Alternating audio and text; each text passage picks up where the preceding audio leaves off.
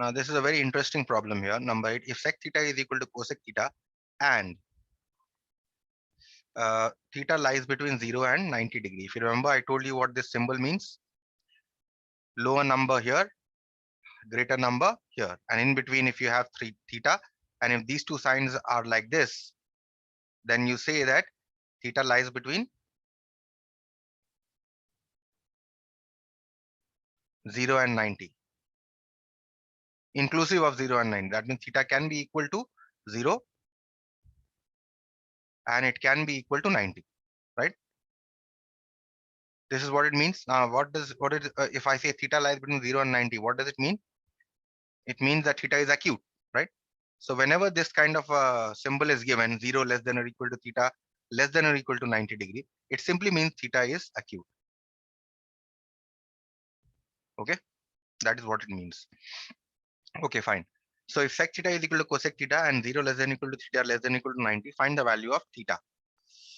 Okay, now sec and cosec, change them to cos and sine.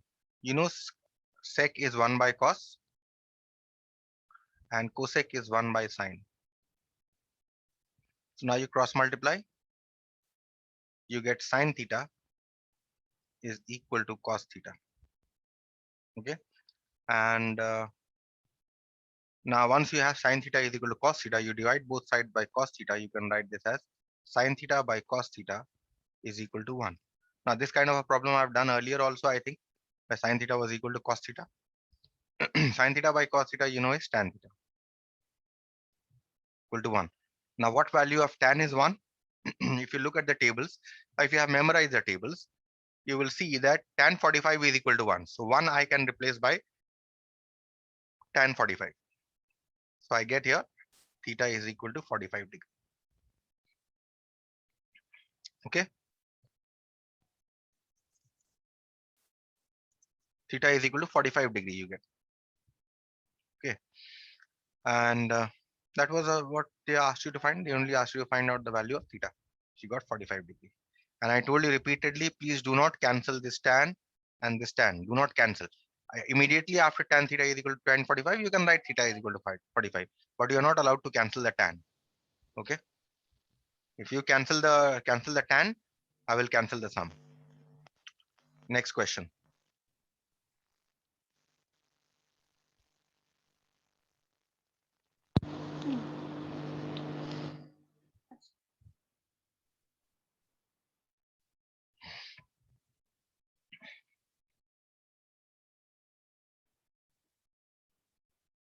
Number 9. This is a very interesting sum. Two relations are given to you. Given sine a plus b is equal to root 3 by 2. This is given to you. And what else is given? Cos a minus b is equal to root 3 by 2. Both of these are given to you. You need to find out the values of a and b. So we start with sine a plus b. Now what value of sine is equal to root 3 by 2? If you have memorized the tables, you will see that Sine sine 60. 60 is root 3 by 2. So you replace root 3 by 2 by sine 60. Why did I replace by sine 60? I could have replaced by cos 30 also. Why did I replace by sine 30? Because I needed sine here in both of these places. That's why. Okay. So now I can write this as, without cancelling sine, I can write this as a plus b is equal to 60 degree. So we get equation number 1 from here. Also, what is the second equation given here? Cos a minus b is equal to root 3 by 2. Now you can replace root 3 by 2 here by, because we need a cos, right? Because I have a cos here, isn't it? So I will replace root 3 by 2 by a cos. What value of cos is root 3 by 2? What value of cos is root 3 by 2? 30. Cos 30. So I get a minus b is equal to 30. So I get another equation.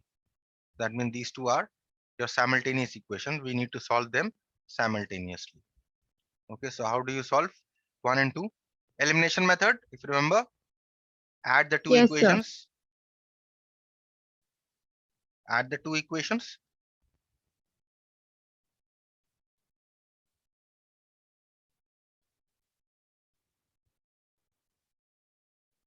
So this will cancel.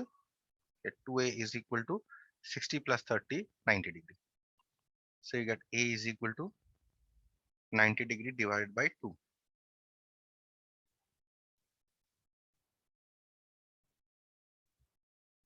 So 45 degrees. So a is 45 degree. How do you find out the value of b? You subtract the two equations.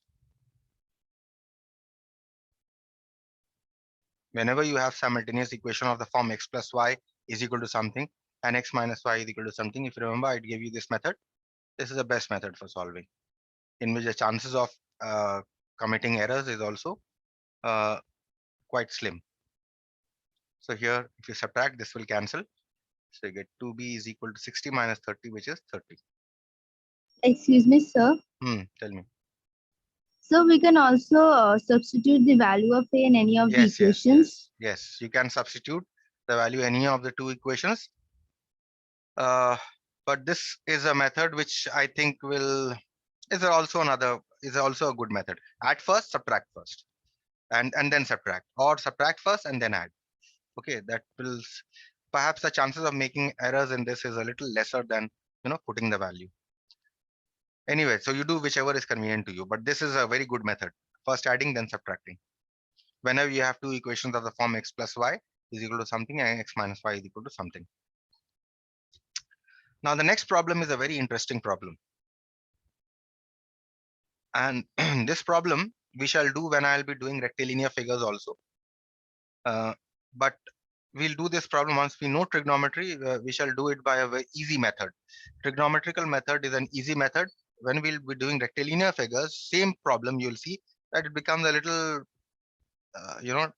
lengthy.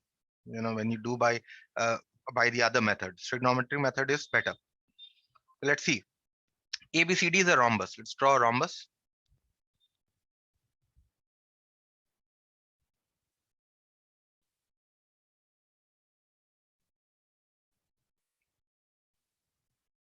And see, the figure is not given, so you will have to draw on your own. Okay, this only the statement is given. Okay, so in such questions, if you get only the problem is given to you and you have to draw the figure, remember, even drawing the figure will carry marks. Okay, so ABCD is a rhombus, so all four sides are equal. Okay, in which angle A is 60, so I mark here 60 degree. Question is, find the ratio AC is to BD. So since the ratio we have to find AC, we join AC and BD. When you have to find the ratio of the length of the diagonals here. Okay. Okay, so how do you find? We are going to use in class 8, if you remember, I discussed some properties of rhombus. We are going to use two such properties of rhombus. The first property that we are going to use is that the diagonals of a rhombus bisect its interior angles. Okay. So if this angle here is 60 degree, angle A, that means this angle must be how much? 30 degree. And this angle must also be 30 degree because the diagonals bisect the interior angles of a rhombus. So let's write it. Angle CAB is equal to angle DAC is equal to half of angle A is equal to half of 60, which is equal to 30. Why? Because we'll give the reason. Diagonals of a rhombus bisect its interior angles. Okay. Also, I'll use another property here, that the diagonals of a rhombus are perpendicular to each other. That means this angle must be equal to 90 degree. Also, we'll write AC perpendicular to BD because the diagonals of a rhombus, or not only they are perpendicular, but they also bisect each other, right? So therefore they are perpendicular bisectors of each other. So not only this is 90 degree, but also what we can say is that this length must be equal to this length, and this length must be equal to this length, right? So two things I'm going to write together. I'm going to write AC perpendicular to BD, and also I'm going to write, let us call this point P, point of intersection of the diagonals. Then I can write AP must be equal to PC, and I can write BP is equal to PD. And for all these three, I'm going to give the reason diagonals of rhombus are perpendicular bisectors of each other.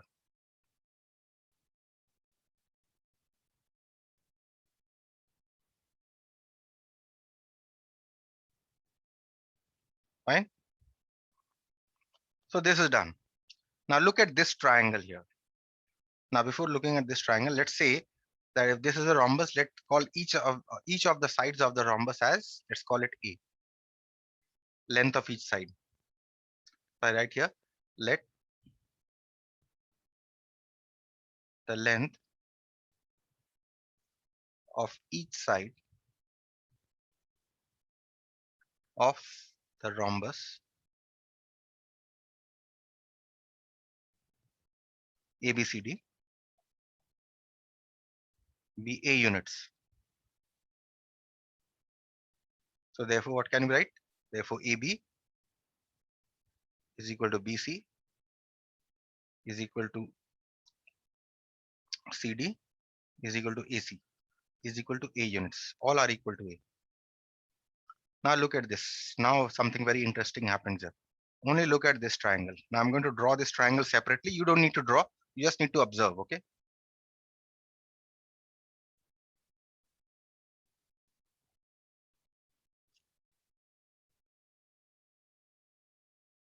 This is the triangle I've drawn separately. This point I've called P. This is A and this is B. So this length is A. Okay. And this is 90 degree. And this angle we have found out to be 30 degree. So this is now a right angle triangle. Now in this right angle triangle, which one is the hypotenuse? AB is the hypotenuse, right? Whose length is A. This one is the hypotenuse. And what angle do you know? The angle, you know this angle. So opposite to this angle must be our perpendicular. And this must be our base. You agree with me?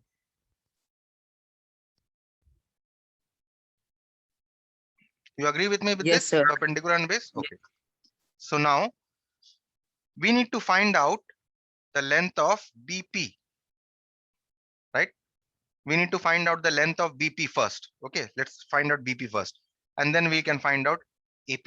Now, if we want to find out BP, we need to find out the perpendicular. Which length do we know? We know the length of the hypotenuse, right?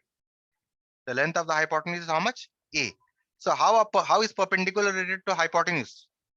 By sine, cos, or tan? Which one? Tell me. How is the perpendicular and hypotenuse related? By which one? Sine or cos or tan? By which one? That's my question to you. Sir, sine. Sine. So perpendicular and hypotenuse are related to each other by sine. So we use sine 30. If I use sine 30,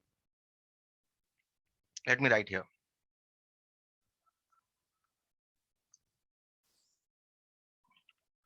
So now what I do here is I use sine 30.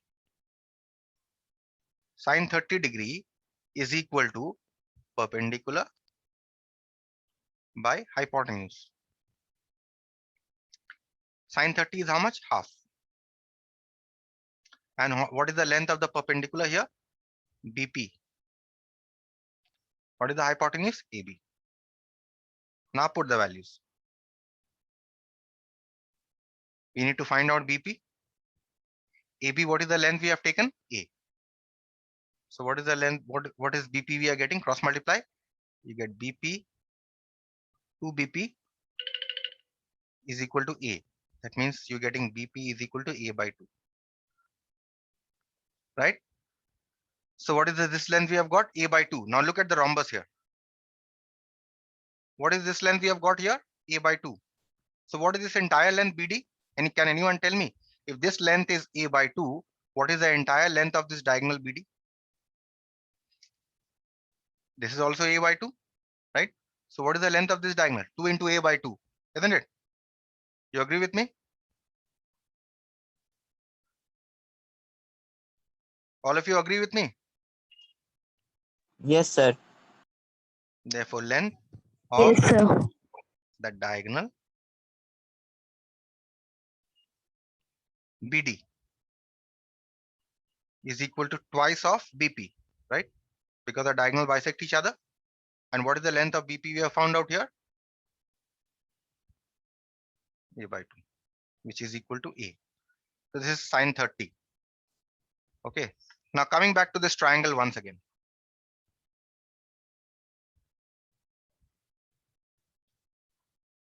This angle is given. This we call this to be the perpendicular. And this we called as our base. Now see, we want to find out the base. We know the hypotenuse. So how are base and hypotenuse related? By sine, cos, or tan? Cos. Cos. So I start by saying cos 30 degree is equal to base by hypotenuse. Did you understand why I took cos now? Or anyone who did not understand?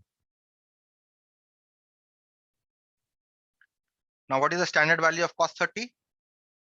Root 3 by 2. Root 3 by 2. And base we need to find out. What is the base here? AP is the base. And the hypotenuse is AB. This point B. Now put the values. Root 3 by 2 is equal to AP we have to find.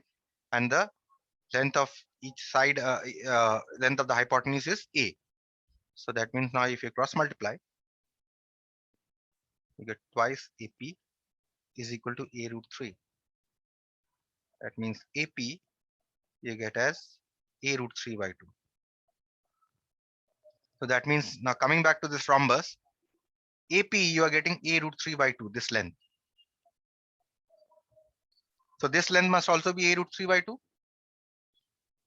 right? Because the diagonal bisect each other. So therefore, what should be the length of the entire diagonal? 2 into A root 3 by 2, isn't it? So therefore, length of the diagonal AC, that is equal to twice of AP, which is equal to twice A root 3 by 2, which is equal to A root 3. Now the question is not to find out the length of the diagonal, but in fact the question here, if you see, is to find out AC is to BD, the ratio, right? So now we can find out the ratio. Why?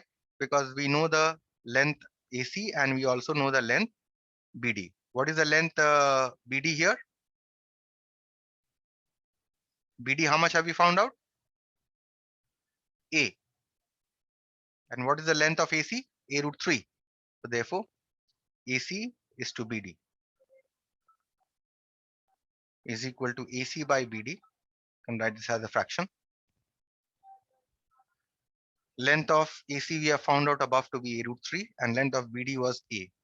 So this cancels, you simply get root 3, which can also be written as root 3 is to 1.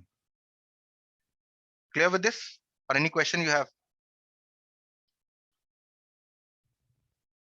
Very interesting Excuse problem. me, sir. Tell me. So are you doing exercise 18.1? I think it's 18.2, I think. It's 18.2, I think. I don't remember, but this is the last exercise in trigonometry. Under standard ratios, this is the last exercise. Okay. Okay. So now once we know this, now we'll come back to this problem actually. Okay, we'll revisit this problem when we'll be doing rectilinear figures. In rectilinear figures, we'll be doing the same problem, but in a different way. That will be a longer way. I recommend that if you get this problem, do it by trigonometry. It's the easiest way. Number 11. Okay. Excuse me, sir. Yes. So the sums that you are doing are not in my book. They are not there in your book. How is it possible?